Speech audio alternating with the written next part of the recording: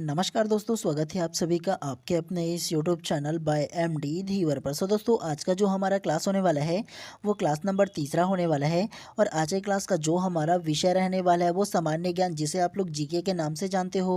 और आज की क्लास का जो हमारा टॉपिक रहने वाला है वो भारतीय संस्कृति के अंतर्गत ना हम लोग वैदिक काल के बारे में जानेंगे।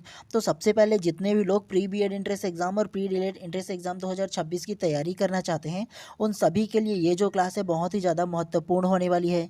तो इसीलिए आप लोगों का ना वैदिक काल में जितना भी मैं आप लोगों को पढ़ाऊंगा उन सारी चीज़ों को आप लोगों को नोट करते हुए चलना है, क्योंकि आप लोगों का जो सिलेबस है बहुत ज़्यादा अभी वास्प है ना। तो इसके वजह से आप लोगों का जो ना सामान्य ज्ञान की जो क्लास है अभी से स्टार्ट कर दूँ, ताकि 1 2 3 हम महीने के आते आते ना हम लोग इसका जो सिलेबस है उसको कंप्लीट कर पाएँ। और बाकी सब्जेक्ट को भी आप लोगों को ना जल्द ही साथ में स्टार्ट करूँगा और सारे सब्जेक्ट को पढ़ाते हुए चलूँगा, ठीक है। तो देखो, जो जो चीज़ इस टॉपिक में मैं आप लोगों को नोट करने के लिए बोलूँगा ना, मतलब इस क्लास में जो जो चीज़ इंपॉर्टेंट रहेगा, जो नोट करने के लिए बोलूँगा, उन तमाम चीज़ों को आप नोट करते हुए चलिएगा और शॉर्ट में नोट्स बनाते हुए चलिएगा, ताकि एग्ज़ाम से एक आध हफ्ते पहले हम लोग जब ना पढ़े तो फिर आप लोग रिवीजन कर पाओ जो आप नोट्स बनाए हो इसके लिए। तो इसीलिए ज़्यादा ज़रूरी है कि आप लोग शॉर्ट्स में नोट बनाते हुए भी चलिएगा, ठीक है। चलिए, आज के टॉपिक को देखोगे ना तो वैदिक काल के बारे में जानेंगे, तो ध्यानपूर्वक आप लोग पढ़िएगा, ठीक है। तो सबसे पहले सामान्य परिचय, जनरल इंट्रोडक्शन करके दिया है, उसको ध्यान से पढ़िए। सिंधु घाटी सभ्यता के पतन के उपरांत उत्तर पश्चिम भारत में एक नवीन सभ्यता का उदय हुआ, जिसे वैदिक काल के रूप में जाना जाता है। इस सभ्यता के संस्थापक आर्य थे। तो वैदिक काल के संस्थापक कौन थे? तो वैदिक काल के जो संस्थापक थे ना वो आर्य थे, ये आप लोगों को याद रखना है, ठीक है। इसके बारे में जो वैदिक काल जो बोला जाता है ना जी, तो उसके संस्थापक कौन थे? आर्य। तो आप लोग चाहो तो नोट करके रख सकते हो, वैदिक काल आर्य, बस इतना लिख सकते हो, ठीक है। ये उसके बाद आर्य शब्द के अर्थ के बारे में जानते हैं कि आर्य शब्द का क्या अर्थ होता है। तो आर्य शब्द का जो अर्थ होता है वो अभिजात्य, श्रेष्ठ, उत्तम, कुलीन एवं उत्कृष्ट होता है, ठीक है। तो इन तमाम जो शब्द है उसे आप लोगों को याद रखना है। पूछा जा सकता है कि आर्य शब्द का क्या अर्थ होता है, तो अभिजात्य, श्रेष्ठ, उत्तम, कुलीन, उत्कृष्ट होता है, तो याद रखना है। काल निर्धारण के बारे में जानते हैं। वैदिक काल की शुरुआत 1500 ईसा पूर्व में होती है, किंतु त्रियुग पद्धति के आधार पर इसे लौह युग के तहत भी शामिल किया जाता है, जो 1000 ईसा पूर्व के पश्चात का काल है। अतरंजी खेड़ा के खुदाई से सर्वप्रथम लोहे के साक्ष्य मिला। तो वैदिक काल में लोहे का साक्ष्य कहाँ से मिला है? तो अतरंजी खेड़ा की खुदाई से मिला है, ये आप लोगों को याद रखना है। चाहो तो शॉर्ट में बगल में नोट करके भी रख सकते हो, ठीक है। तो ये आप लोगों को याद रखना है कि अतरंजी खेड़ा की खुदाई से क्या मिला था? लोहा की जानकारी मिला था, ठीक है। तो ये आप लोगों को याद रखना है इसमें। चलिए, उसके बाद ना वैदिक साहित्य स्रोत के बारे में जानते हैं कि वैदिक साहित्य स्रोत क्या क्या होते हैं। फर्स्ट को ध्यान से पढ़िए। वैदिक धर्म ग्रंथों को ब्राह्मण धर्म ग्रंथ भी कहा जाता है। तो वैदिक धर्म ग्रंथों को क्या कहा जाता है? ब्राह्मण धर्म ग्रंथ कहा जाता है। संकलन कर्ता करके दिया है महर्षि कृष्ण द्वैपायन या वेद व्यास। तो वैदिक धर्म ग्रंथ या बोल सकते हो वैदिक ग्रंथ के रचयिता कौन है? तो वैदिक ग्रंथ के जो रचयिता है ना वो वेद व्यास है, तो ये आप लोगों को याद रखना है। बोलते हैं ना जी, वेदों की रचयिता कौन है? तो वेद व्यास को माना जाता है वेदों की रचयिता, तो ये आप लोगों को याद रखना है। चलिए, उसके बाद वेद के बारे में जानते हैं। तो फर्स्ट को पढ़िए। वेद विद धातु से बना है, जिसका अर्थ है ज्ञान। तो वेद का क्या अर्थ है? तो वेद का जो अर्थ होगा वो ज्ञान होगा। नेक्स्ट को पढ़िए। क्रमशः वेद 4 प्रकार के हैं। तो वेद 4 प्रकार के हैं, ये तो आप लोगों को पता होगा। सबसे पहले ऋग्वेद, दूसरा सामवेद, तीसरा यजुर्वेद और चौथा अथर्ववेद। नेक्स्ट को ध्यान से पढ़िए। ऋग्वेद, यजुर्वेद एवं सामवेद, इन तीनों के संग्रह को वेदयत्री कहा जाता है। तो वेदयत्री किसे कहा जाता है? ऋग्वेद, यजुर्वेद, सामवेद, तीनों के संग्रह को वेदयत्री कहा जाता है। नोट करके रख लीजिएगा आप शॉर्ट में, ठीक है। चलिए, नेक्स्ट को पढ़िए। उपरोक्त चारों वेद को संहिता कहा जाता है। तो चारों जो वेद होगा ना जी, ऋग्वेद, सामवेद, यजुर्वेद और अथर्ववेद, तो चारों वेद को क्या बोला जाता है? संहिता बोला जाता है, तो ये याद रखना है। चलिए, नेक्स्ट को ध्यान से पढ़िए। प्रस्थान यत्री श्रीमद् भागवत, ब्रह्मसूत्र और उपनिषदों को मिलाकर कहा जाता है। तो प्रस्थान यत्री किसे कहा जाता है? श्रीमद् भागवत, ब्रह्मसूत्र और उपनिषद को मिलाकर के कहा जाता है, तो इसे ध्यान रखिएगा आप लोग, ठीक है। चलिए, अब हम लोग ना ऋग्वेद के बारे में जानते हैं, तो ध्यान से आप लोग समझिएगा। जो जो चीज़ नोट करने के लिए होगा ना उसे मैं आप लोगों को अवश्य बताऊंगा। चलिए, सबसे फर्स्ट को ध्यान से पढ़िए। मूल लिपि ब्राह्मी, भाषा संस्कृत थी। तो ऋग्वेद की मूल लिपि कौन सा है? तो ऋग्वेद की मूल लिपि जो है वो ब्राह्मी है। भाषा कौन सा है? तो संस्कृत थी, तो याद रखना है। नेक्स्ट को पढ़िए, विश्व का सबसे प्राचीनतम वेद व रचना। तो विश्व का सबसे प्राचीनतम वेद कौन सा है, तो वो ऋग्वेद है और रचना भी है। नेक्स्ट को पढ़िए, इसमें 10 मंडल, 1028 सूक्तियाँ या ऋचाएँ एवं 10,580 श्लोक है। तो ये जो डाटा दिया है ना वो थोड़ा सा अलग है। आप लोगों को ना ये कितना श्लोक है ये बताओ ना, तो 10,462 है। कितना, तो याद रखना है आप लोगों को 10,462 श्लोक है, ये याद रखना है आप लोगों को, 10,580 नहीं है। ठीक है, ये डाटा को आप लोग थोड़ा सा करेक्ट कर लीजिएगा। कितना, तो देखो ऋग्वेद जो ग्रंथ है ना उसमें 10 मंडल है, 1028 सूक्तियाँ या ऋचाएँ हैं और 10,462 क्या है, तो श्लोक है, मंत्र है। ये आप लोगों को याद रखना है, 10,462 है। ठीक है, स्पेसिफिक डाटा में, तो ये याद रखना है। नेक्स्ट को पढ़िए, ऋग्वेद में इंद्र के लिए 250 एवं अग्नि के लिए 200 श्लोक की रचना की गई है। तो ऋग्वेद में इंद्र भगवान जो है ना उसके लिए कितना है, तो 250, और अग्नि भगवान के लिए कितना है, तो 200 श्लोक की रचना किया गया है। तो याद रखना है। नेक्स्ट को पढ़िए, विश्वामित्र वरिष्ठ और लोपामुद्रा सूक्तों के प्रमुख रचयिता थे। तो ये जो ऋग्वेद में जो अलग अलग सूक्तियाँ हैं उसकी रचना किसने किया था, तो विश्वामित्र ने किया था, वरिष्ठ ने किया था और लोपामुद्रा जो है ना इन्होंने किया था। तो ये तीनों ने मिल करके क्या किया था, इनके जो श्लोक है उनकी रचना किया था। चलिए नेक्स्ट को ध्यान से पढ़िए, त्रिशबनाथ जैन तीर्थकर का उल्लेख ऋग्वेद में आया है। तो त्रिशबनाथ के बारे में ना हम लोग आगे भी पढ़ेंगे, लेकिन थोड़ा सा आप लोगों को अगर बताओ ना त्रिशबनाथ के बारे में, तो जैन धर्म में टोटल 24 तीर्थंकर हुए हैं। कितना, तो जैन धर्म में टोटल 24 तीर्थंकर हुए हैं, जिसमें त्रिशबनाथ जो है ना वो सबसे पहले तीर्थकर के रूप में जाने जाते हैं। ठीक है, तो ये आप लोगों को याद रखना है। और 24वां तो आप लोगों को पता होगा ना कि महावीर स्वामी जो है वो कौन थे, 24वें तीर्थकर थे और अंतिम तीर्थकर थे। तो आप लोगों को याद रखना है कि ऋग्वेद में ना त्रिशबनाथ का क्या है, उल्लेख मिलता है। नेक्स्ट को पढ़िए, पुरोहित को क्या बोला जाता है, होत्री कहा जाता है। क्या, तो पुरोहित को ना होत्री कहा जाता है, ये आप लोगों को ध्यान रखना है। उसके बाद नेक्स्ट को पढ़िए, सर्वप्रथम स्तूप शब्द का प्रयोग ऋग्वेद में मिलता है। तो स्तूप शब्द का प्रयोग किस में मिलता है, तो ऋग्वेद में मिलता है। नेक्स्ट को पढ़िए, ऋग्वेद के तीसरे मंडल में गायत्री मंत्र का उल्लेख है। तो ऋग्वेद में टोटल कितने मंडल हुए हैं, तो ऋग्वेद में टोटल 10 मंडल हुए हैं और 10वें मंडल में से ना तीसरे मंडल में कितना, तो तीसरे मंडल में गायत्री मंत्र है, जिसमें गायत्री मंत्र लिखा गया है और वो सावित्री का उल्लेख किया गया है उसने तीसरे मंडल में। तो डायरेक्ट प्रश्न पूछा जाता है कि ऋग्वेद के कौन से मंडल में गायत्री मंत्र का उल्लेख है ये बोला जाता है, या ऋग्वेद के कौन से मंडल में सावित्री का उल्लेख मिलता है, ऐसे डायरेक्ट प्रश्न भी पूछा जाता है। ठीक है, तो वो तीसरे मंडल में मिलता है, ये आप लोगों को याद रखना है इसके बारे में। नेक्स्ट को पढ़िए, ऋग्वेद के 10वें मंडल के पुरुषोक्त में सर्वप्रथम शूद्र शब्द का उल्लेख है। तो ऋग्वेद के 10वें मंडल में पुरुषोक्त में सर्वप्रथम शूद्र शब्द का उल्लेख है। तो आप लोगों को पता होगा ना जी, इस वक्त ना 4 वर्ण जो है ना उसका उल्लेख मिलता है। सबसे पहले ब्राह्मण, क्षत्रिय, वैश्य और शूद्र। तो अलग अलग जो 4 वर्ण थे ना तो उनका जो उल्लेख है वो इसी में मिलता है, ऋग्वेद काल में मिलता है। तो ये आप लोगों को याद रखना है। और अगर बोला जाए ना, डायरेक्ट प्रश्न पूछा जाए कि वर्ण व्यवस्था का जिक्र कौन से मंडल में मिलता है, तो वो 10वें मंडल में मिलता है ऋग्वेद के। ये आप लोगों को याद रखना है इसके बारे में। ठीक है, पूछा जाता है। और आप लोगों से अभी वर्तमान परिप्रेक्ष्य में किस प्रकार से प्रश्न पूछा जाएगा अगर ये बताओ ना, तो अलग अलग आपको डाटा दिया जाएगा इसी प्रकार से कि इस मंडल में इसका उल्लेख है, इस मंडल में इसका उल्लेख है, ऐसे कर करके 2 3 4 5 करके अलग अलग मंडलों का दे दिया जाएगा। और एक तरफ जिस मंडल में जिसका उल्लेख है ना उस तरफ दे दिया जाएगा और बोला जाएगा कि कूट में मिलाओ, ABCD करके दिया जाएगा। तो इसी प्रकार से जो क्वेश्चन है ना वो बनेगा। तो इसके लिए आप लोगों को ज़्यादा जरूरी है कि ये जो जितने भी डाटा है ना सारे को अच्छे से एक बार और पढ़ लीजिए। और ये जो डाटा है ना, मतलब इसका जो पूरा PDF है ना आपका थ्योरी क्लास का, उसका मैं अपने जो व्हाट्सअप ग्रुप बनाया हूँ उसमें डाल दूंगा। और उसमें जुड़ने के लिए आप लोग क्या कर सकते हो, इंस्टाग्राम पर जा करके मेरे को मैसेज कर सकते हो, बाय MD धीवर करके मेरा इंस्टाग्राम ID है। वहाँ जा करके मैसेज कीजिए और वहाँ पर ना मैसेज करोगे तो आप लोगों को ना केवल नॉमिनल चार्ज के साथ ना आप लोगों को व्हाट्सअप ग्रुप में जोड़ दूंगा।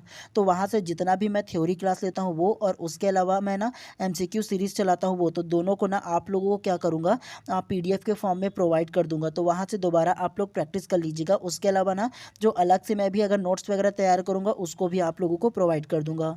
तो वहाँ से आप लोग क्या करना, अच्छे से पढ़ सकते हो। ठीक है, और अपनी जो तैयारी है वो बेहतर तरीके से कर सकते हो।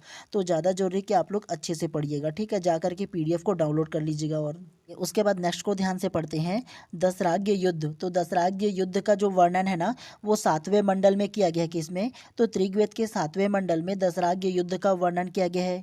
और ये जो दशराग्य युद्ध है वो किसके किसके बीच लड़ा गया? तो ध्यान से पढ़िएगा, भरत कबीले के राजा सुदामा व पुरु कबीले के मध्य हुआ। किसके? तो भरत कबीले के जो राजा थे सुदामा और पुरु कबीले के मध्य ये दशराग्य युद्ध का लड़ा गया। तो ये ध्यान रखना है। नेक्स्ट को ध्यान से पढ़िए, भरत कबीले जन के प्रमुख सुदामा थे, जिनके मुख्य पुरोहित वरिष्ठ थे, जबकि इनके विरोधी 10 जन आर्य व अनार्य के संघ के प्रमुख पुरोहित विश्वामित्र थे। तो इस प्रॉपर पॉइंट में आप लोगों को क्या याद रखना है? भरत कबीले के जो प्रमुख थे वो कौन थे? सुदामा थे। और इसके जो पुरोहित थे वो कौन थे? तो वरिष्ठ थे।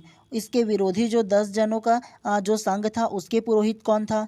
तो विश्वामित्र था। तो दोनों के संघों के ना जो पुरोहित हैं उनको याद रखना है आप लोगों को। युद्ध क्षेत्र, तो युद्ध क्षेत्र कौन सा था? रावी नदी, पुरुषणी नदी। रावी नदी को पहले क्या नाम था? इसका पुराना नाम तो पुरुषणी नदी था। तो इसी के तट पर क्या लड़ा गया? दशराज्य युद्ध लड़ा गया। तो ये ध्यान रखना है, एक बार आप लोग पढ़ लीजिएगा, ठीक है? मैं रटने के लिए नहीं बोल रहा हूँ, लेकिन एक बार क्या है मोटा मोटी तौर पर पढ़ लीजिएगा ताकि आप लोगों को याद रहे। परिणाम क्या निकला दशराज्य युद्ध का? 10 जनों के संघ को राजा सुदामा ने परास्त किया। क्या? तो 10 जनों के संघ को राजा सुदामा ने क्या किया? परास्त किया। तो ये आप लोगों को याद रखना है। चलिए उसके बाद ना दूसरा जो वेद है उसके बारे में पढ़ते हुए चलते हैं। चलिए दूसरा में यजुर्वेद के बारे में जानते हैं कि यजुर्वेद में क्या क्या है। सबसे फर्स्ट को ध्यान से पढ़िए, इस वेद में हमें यज्ञ एवं कर्मकांड के बारे में जानकारी प्राप्त होती है। यजुष शब्द का अर्थ होता है यज्ञ। तो यजुष शब्द का क्या अर्थ होता है? यज्ञ। तो इसमें आप लोगों को क्या याद रखना है? यजुर्वेद जो दूसरा वेद है ना इसमें क्या मिलता है? तो यज्ञ और कर्मकांड के बारे में जानकारी मिलता है, ठीक है? तो देखो इसमें से कैसे कैसे प्रश्न पूछा जाएगा, तो अगर आप लोगों को बताऊं ना तो कूट में जो प्रश्न पूछा जाएगा, एक तरफ से चारों वेद को लिख दिया जाएगा और एक तरफ से ना जो अलग अलग वेद, जो ऋग्वेद, सामवेद, यजुर्वेद, अथर्ववेद में जो जो समाहित है ना, जो उससे रिलेटेड है वो लिख दिया जाएगा और पूछा जाएगा कि इनमें से कौन सा सही है बताइए बोल करके कूट में दे दिया जाएगा ABCD करके। तो इसलिए आप लोगों को ना इसमें जितना फैक्ट है ना उसको आप लोगों को याद रखना है। मैं ये नहीं कहता कि सिंगल लाइन में अब प्रश्न पूछा जाएगा। अभी के डेट में आप लोगों ने देखा होगा कि किस प्रकार से कूट में पूछा जाता है, तो कूट किस प्रकार से तैयार हो सकता है, इस टाइप से आप लोगों को पढ़ते हुए चलना है, ठीक है? तो इन सारी जो इन्फॉर्मेशन है ना उसे आप लोगों को याद रखना है। चलिए नेक्स्ट को पढ़ते हैं, पद्य की प्रधानता व आंशिक रूप से गद्य में। तो देखो गद्य पद्य की प्रधानता किस में है?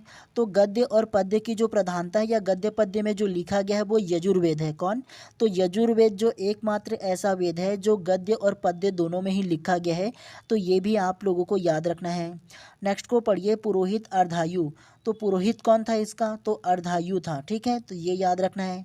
खास तौर से एक चीज़ नोट करके रखिएगा जी, यजुर्वेद में क्या है? तो यजुर्वेद में यज्ञ के बारे में बोला गया है और कर्मकांड के बारे में क्या है? जानकारी देता है यज्ञ और कर्मकांड के बारे में। तो इन दोनों चीज़ों को नोट करना है, एक तरफ यजुर्वेद और एक तरफ लिख देना यज्ञ और कर्मकांड, बस इतना लिखना, ज़्यादा कुछ डिटेल नहीं लिखना है, ठीक है? चलिए तीसरा सामवेद के बारे में जानते हैं। अब सामवेद के बारे में ध्यान से पढ़िए, मुख्य रूप से यह वेद संगीत से संबंधित है। क्या? तो मुख्य रूप से यह वेद संगीत से संबंधित है। तो सामवेद किससे संबंधित है? तो संगीत से संबंधित है, याद रखना है। जिसे भारतीय संगीत का जननी कहा जाता है, किसे? तो भारतीय संगीत का जननी किसे कहा जाता है? सामवेद को कहा जाता है, याद रखना है, इंपॉर्टेंट है ये प्रश्न। चलिए नेक्स्ट को ध्यान से पढ़िए, सामवेद में कुल 1875 त्रिचाएँ हैं, जिसमें 75 के अतिरिक्त शेष ऋग्वेद से लिया गया है। तो सामवेद में कितने त्रिचाएँ हैं? तो 1875 त्रिचाएँ हैं और केवल 75 जो त्रिचा है उसको छोड़ करके ना सारे के सारे जो 1800 है ना वो सारे के सारे ऋग्वेद से लिया गया है। तो आप लोगों को ये याद रखना है। पुरोहित कौन था इसका? तो उद्गाता जो है वो पुरोहित था सामवेद का। तो ये याद रखना है आप लोगों को। चलिए उसके बाद ना जो अंतिम चौथा वेद होगा उसको पढ़ते हैं, अथर्ववेद के बारे में। तो इसको पढ़िए, इसमें ब्रह्म ज्ञान, औषधि प्रयोग, टोना टोटका के बारे में जानकारी प्राप्त होता है। तो अथर्ववेद में क्या है, ब्रह्म ज्ञान है, औषधि का प्रयोग है और टोना टोटका के बारे में जानकारी प्राप्त होता है, तो ये ध्यान रखना है। नेक्स्ट को पढ़िए, सभा व समिति को प्रजापति की दो पुत्रियां कहा गया है। तो सभा और समिति को ना प्रजापति के क्या कहा गया है, दो पुत्रियां कहा गया है, तो याद रखना है। पुरोहित कौन है इसका, तो ब्रह्मा है। कौन, तो अथर्ववेद का पुरोहित कौन है, तो ब्रह्मा को माना गया है, ये आप लोगों को याद रखना है। तो देखो प्रॉपर इस चारों वेद में ना, चाहे वो ऋग्वेद हो, सामवेद हो, यजुर्वेद हो, अथर्ववेद हो, तो इन चारों वेद में ना कूट में अगर प्रश्न बोलेगा ना तो एक ही प्रकार से प्रश्न बनेगा। जैसे एक तरफ ऋग्वेद, सामवेद, यजुर्वेद और अथर्ववेद दे देगा, एक तरफ संगीत कला दे दिया जाएगा, दूसरा दे दिया जाएगा कि कर्मकांड एवं यज्ञ दे दिया जाएगा, तीसरा दे देंगे टोना टोटका वगैरह दे दिया जाएगा, और चौथा अन्य किसी इन्फॉर्मेशन दे दिया जाएगा और बोलेगा कि कूट में मिलाओ बोल करके। तो इसीलिए आप लोगों को ना क्या करना है, इन सारे जो अलग अलग जो इन्फॉर्मेशन है उसे याद रखना है आप लोगों को, ठीक है, क्योंकि इन्हीं में से कूट में प्रश्न पूछा जाएगा। अभी मैं ये नहीं बोल रहा हूँ कि सिंगल लाइन में पूछेगा, अभी जो पूछने का तरीका है ना वो एक प्रश्न में कम से कम 3-4 प्रश्न को ऐड करके पूछा जा रहा है। तो वर्तमान परिप्रेक्ष्य के अकॉर्डिंग ही हम लोगों को क्या करना है, तैयारी करना है, पढ़ना है हम लोगों को, ऐसे नहीं करना है सिंगल लाइन के अनुसार, ठीक है। तो इन सारी चीज़ों को ध्यान रखना है आप लोग। चलिए उसके बाद ब्राह्मण साहित्य के बारे में जानते हैं, जो 800 से 600 ईसा पूर्व के अंतर्गत था। सबसे पहले इसमें चारों वेद को दिया गया है और उसके बाद संबंधित जो ब्राह्मण ग्रंथ है ना अलग अलग वेदों से, तो उसको दिया है। सबसे पहले ऋग्वेद दिया है और संबंधित जो ब्राह्मण ग्रंथ है वो कौन सा है, तो ऐत्रेय, राज्याभिषेक के नियम और कौशितकी दिया है। क्या, तो ऐत्रेय और कौशितकी जो ब्राह्मण ग्रंथ है ना वो संबंधित है ऋग्वेद से। दूसरा यजुर्वेद, तो यजुर्वेद में क्या है, पहला दिया है शुक्ल यजुर्वेद जिसमें शतपथ है, जो ब्राह्मण ग्रंथों में सबसे प्राचीन क्या है, ब्राह्मण ग्रंथ है। दूसरा कृष्ण यजुर्वेद तैत्तिरीय, मनुष्य के आचरण देवों के समान होना चाहिए, मन ही सर्वोच्च प्रजापत्य है। तो यजुर्वेद में ना कुल 2 प्रकार के ब्राह्मण ग्रंथ है, सबसे पहले शुक्ल यजुर्वेद होता है और दूसरा कृष्ण यजुर्वेद। तो इन दोनों को याद रखना और इनके अंतर्गत शतपथ ग्रंथ है और तैत्तिरीय है, तो दोनों को याद रखना है। तीसरा सामवेद के बारे में देख लीजिए कि सामवेद से संबंधित कौन सा ब्राह्मण ग्रंथ है, पंचवीड है, षडवीड है, जैमिनी है और तंडय है, तो इन चारों को देख लेना है एक बार। चौथों को पढ़िए अथर्ववेद, तो अथर्ववेद के अंतर्गत कौन सा ब्राह्मण ग्रंथ आएगा, गोपथ आ जाएगा। और इस गोपथ में क्या है, तो ओकार तथा गायत्री की महिमा का वर्णन किया गया है।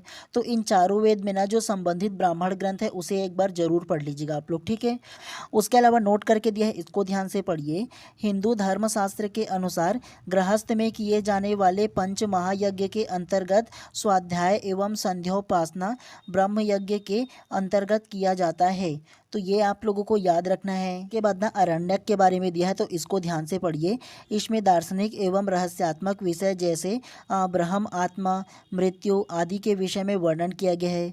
नेक्स्ट को पढ़िए, इस ग्रंथों का मनन अरण्यक अर्थात वन में होने के कारण इसका नाम अरण्यक पड़ा। तो अरण्यक ग्रंथ इसका नाम क्यों पड़ा, तो वन में होने के कारण क्या पड़ा, अरण्यक पड़ा। तो ये भी आप लोगों को ध्यान रखना है इन सारी चीज़ों को, ठीक है।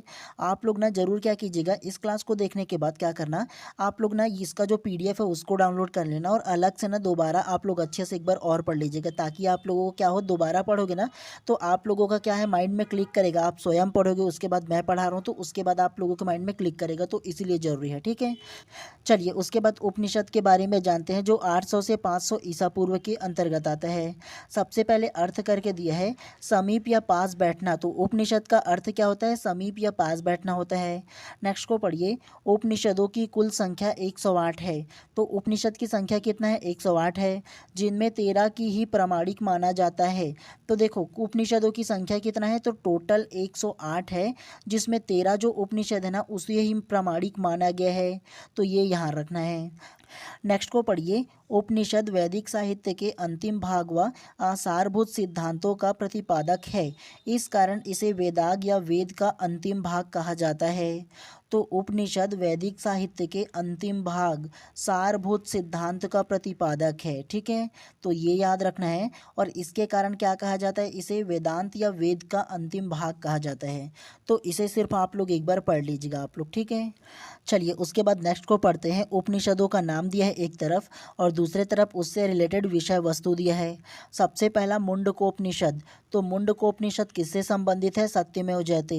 तो ये आप लोगों को याद रखना है। भारत का जो आदर्श वाक्य है सत्यमेव जयते अर्थात सत्य की जीत हो, तो वो कहाँ से लिया गया है? मुंडकोपनिषद से लिया गया है। याद रखना है, कई बार एग्जाम में पूछा गया है। ठीक है, चलिए उसके बाद दूसरा को पढ़ते हैं, कंठोपनिषद। तो कंठोपनिषद में ना यम नचिकेता संवाद है।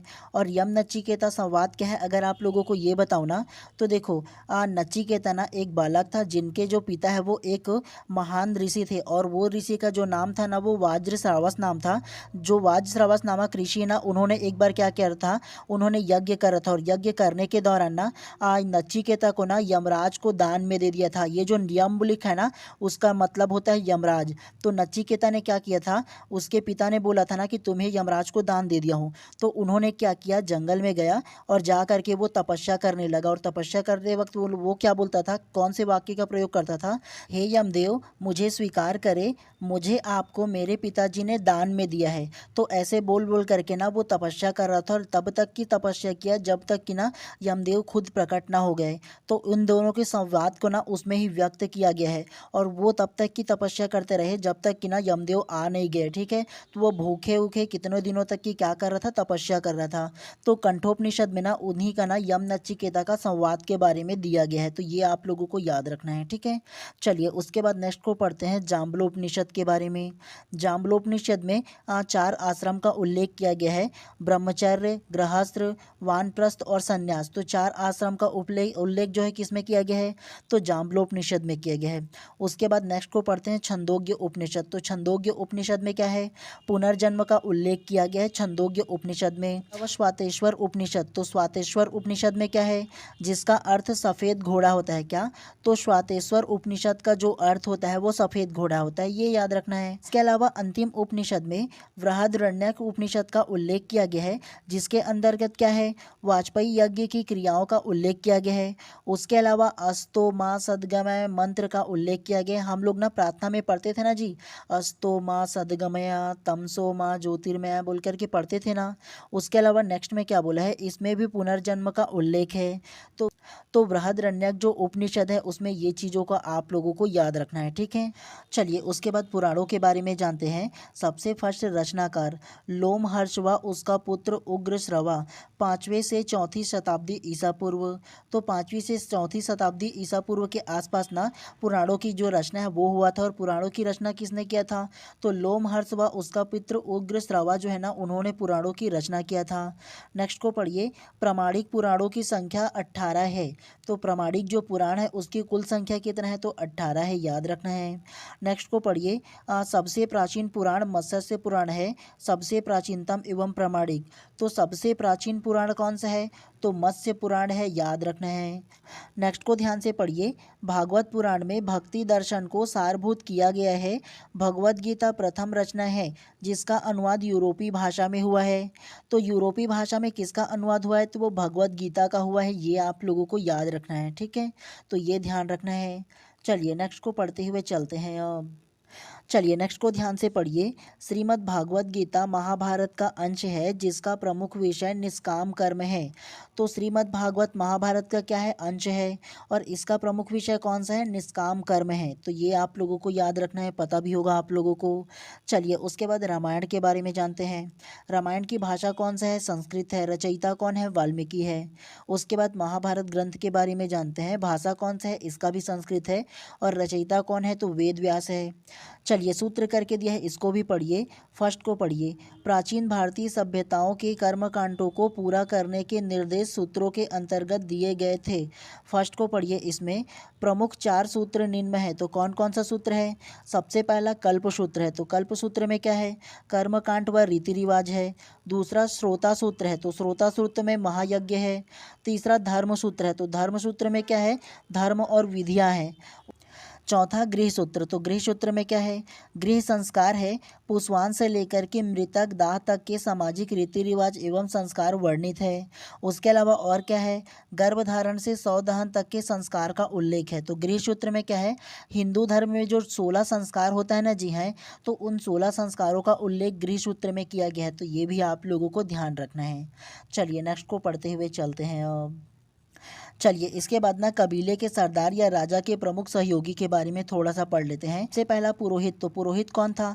प्रमुख परामर्शदाता था। दूसरा सेनानी, सेनानी कौन था? तो सेना का प्रमुख था। तीसरा ग्रामीणी, तो ग्रामीणी कौन था? ग्राम का प्रधान था।